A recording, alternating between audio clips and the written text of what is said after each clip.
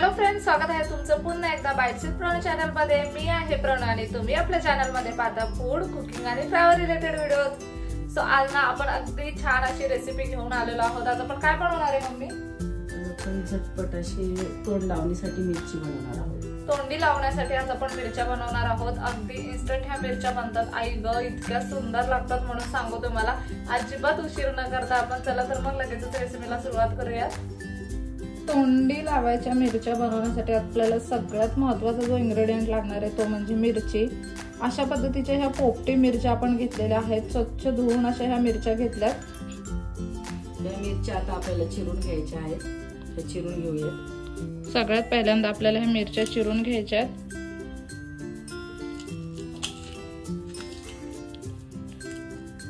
बी काढायची। आपण ह्याचं डेट काढून घेतलंय आणि त्याच्यानंतर मिरचीला उभी चिरले आपण आणि त्याची बी काढून घेतली। आणि अशा पद्धतीने ना मिरची आपल्याला पातळ उभी चिरून घ्यायची।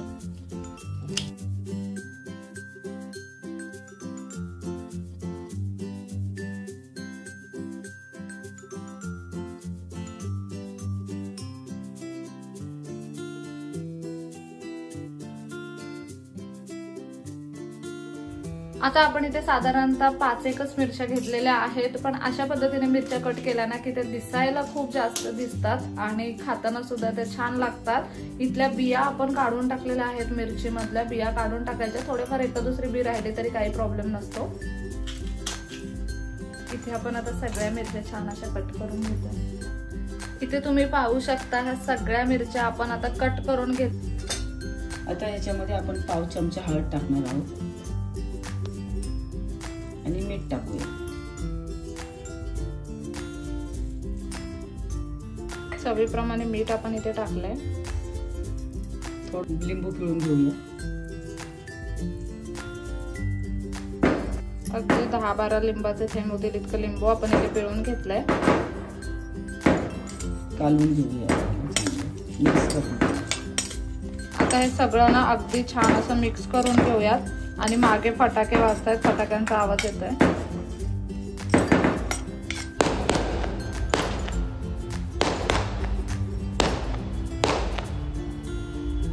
मिरच्या आपण मस्तपैकी मॅरिनेट करून घेतल्यात। मसाले टाकून मिरची छान अशी कालून घेतली आहे। मागे आता तुम्ही फटाक्यांचा शॉट सुद्धा पाहिला असेल। अगदी छान फटाके आज उडत होते।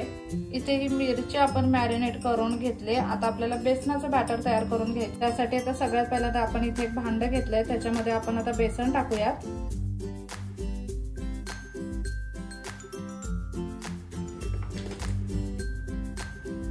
साधारणतः 2 चमचे इतकं बेसन आपण इथे टाकलंय। यामध्ये आता चवीपुरतं मीठ टाकूया।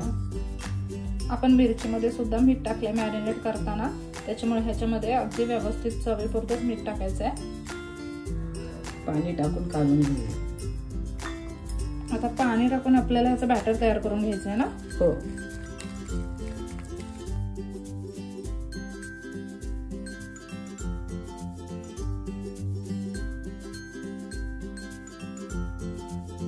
ते मिरची कोट होईल इतपत बॅटर आपल्याला हे करून घ्यायचं आहे ना? हो। इथे तुम्ही कन्सिस्टन्सी पाहू शकता। तुम्ही पाहू शकता हे बॅटर आपलं तयार झालंय। आता एक मिरचीचा पीस आपण ह्याच्यामध्ये टाकून बघूयात। व्यवस्थित कोट झाली पाहिजे मिरची। इथे तुम्ही पाहू शकता अशा पद्धतीने आता सगळ्या मिरच्या आपल्याला बेसनात टाकून आता त्या फ्राय करून घ्यायच्या। आपण इथे कढई घेतली। कढईमध्ये आता तेल गरम करून घेऊयात। आता इथे एका साइडला तेल आपलं गरम व्हायला ठेवून दिलंय। त्याच्यानंतर आपण इथे मिरच्या सुद्धा छान अशा मॅरिनेट करून घेतल्या आणि हे बेसनाचं बॅटर सुद्धा आपलं छान असं तयार झालंय। आता आपल्याला काय करायचंय, ह्या ज्या मिरच्या आहेत ना त्या बेसनामध्ये डिप करायच्यात आणि मग त्या तेलामध्ये फ्राय करून घ्यायच्यात। मी तुम्हाला दाखवते लगेचच। आता आपलं तेल छान गरम झालेलं आहे। आपण आता याच्यामध्ये मिरच्या सोडून घेऊया।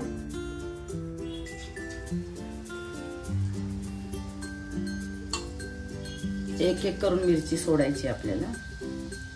अशा पद्धतीने एक करून मिरची बेसनामध्ये कोट करायची आणि मग ते यामध्ये सोडायची।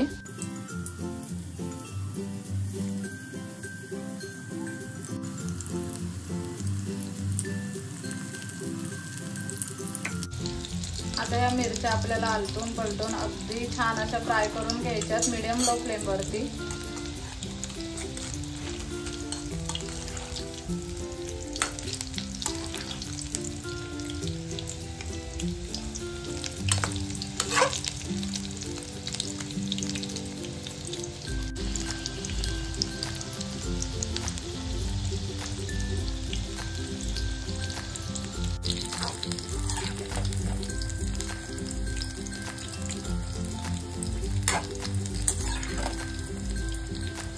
आपण बेसनामध्ये अजिबात सोडा वगैरे काय वापरलेला नाहीये, तरी सुद्धा तुम्ही ते पाहू शकता अगदी टम्म अशा फुलल्यात मिरच्या।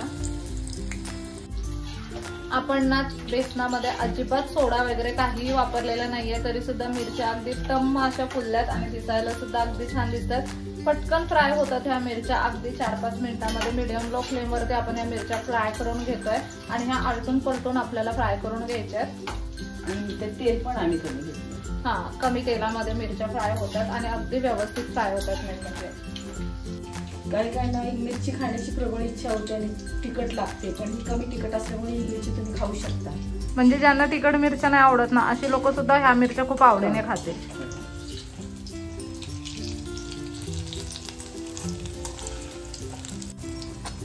इथे तुम्ही पाहू शकता मिरच्या अगदी छान अशा फ्राय झालेल्या आहेत, अगदी छान दिसत आहेत। ह्यांना लगेचच आता आपण सर्विंग प्लेट मध्ये काढून घेऊयात।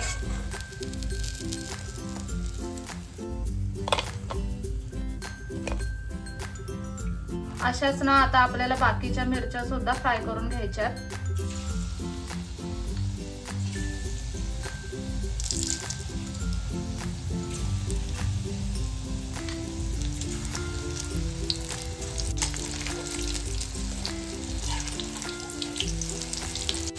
त्या सगळ्या मिरच्या आता आपल्याला फ्राय करून घ्यायच्या। आपण याच्यामध्ये खूप कमी तेल घेतलेलं आणि बघा याच्यामध्ये तुम्ही पाहू शकता किती मिरच्या झाल्यात। त्या आपल्या 2 घाण्यांमध्येच मिरच्या झाल्या। खूप कमी तेलामध्ये ह्या मिरच्या बनतात आणि तुम्ही पाहू शकता बऱ्यापैकी तेल इथे उरलंय एवढ्या मिरच्या फ्राय करून सुद्धा। आता ह्या मिरच्या सुद्धा आपण काढून घेऊयात लगेचच।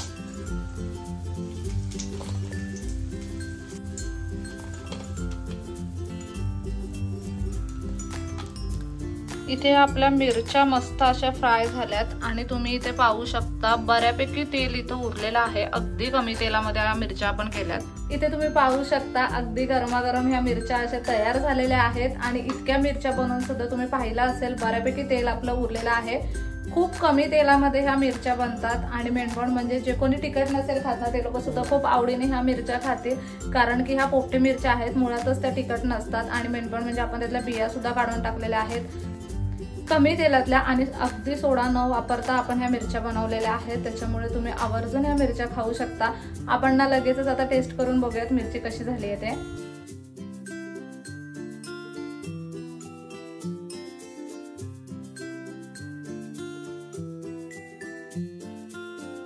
इथे तुम्ही पाहू शकता अगदी झटपट अशा ह्या तोंडी लावायच्या मिरच्या बनवून तयार झालेल्या आहेत।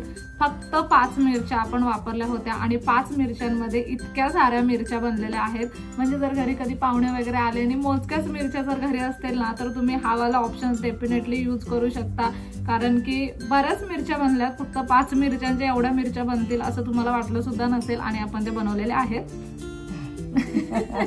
सो चला तर मग लगेचच गरमागरम आपण ह्या मिरच्या टेस्ट करून बघूयात। अगदी छान अप्रतिम अशी मिरची दिसते आणि ही मिरची मुळात तिखट नसल्यामुळे आपण नुसतीच खाऊन पाहणार आहोत।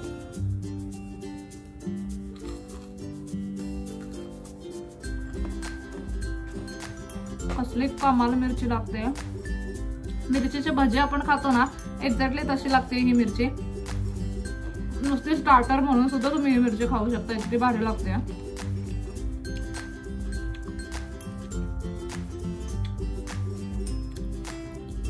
घरी जर कधी एकच भाजी बनवली असेल आणि मग दुसरा पदार्थ काय बनवायचा असेल जर प्रश्न पडला असेल ना तर तुम्ही ही वाली मिरची डेफिनेटली करू शकता।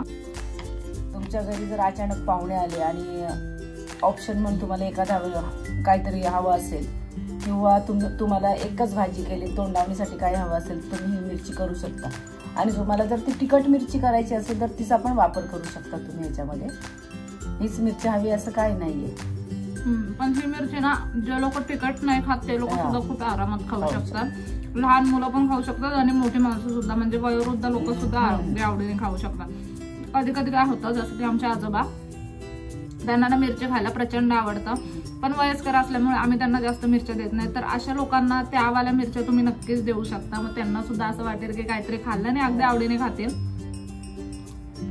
त्यामध्ये आपण सोड्याचा थोडा सुद्धा वापर केलेला नाहीये, पण तरी सुद्धा मिरच्या अगदी टम्म अशा फुलल्यात आणि खायला तर अगदी कमाल लागतात।